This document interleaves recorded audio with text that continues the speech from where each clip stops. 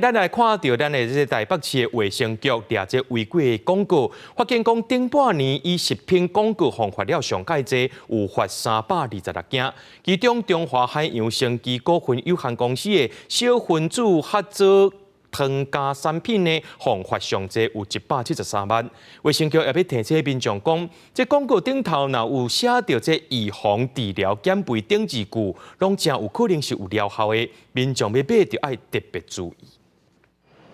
真侪人透过运动健身来维持体态甲改善体力，也有人上网络看到强调保健疗效食品广告，忍袂住到路单来买。啊，不过根据台北市卫生局统计，今年顶半年违规广告，就总共罚326件，再罚2743万，其中食品占64.1%上济。健康食品有它特定的保健功效，是要依法去申请它的程序，而且拿到小绿人标章才能讲功效。但是如果是一般食品的话，它事实上就是一个热量跟营养的一个提供哦，所以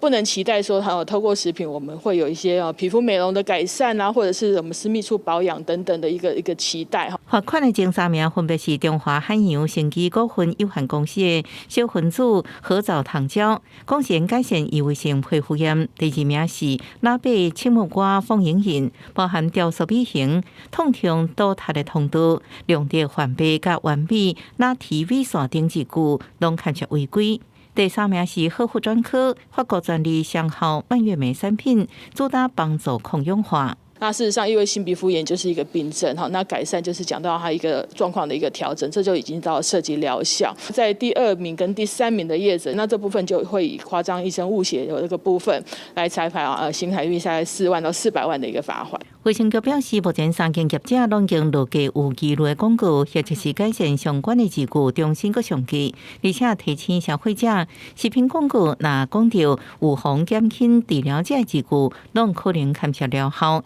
消费者唔通开大钱去买，过伤身体。记者综合报道。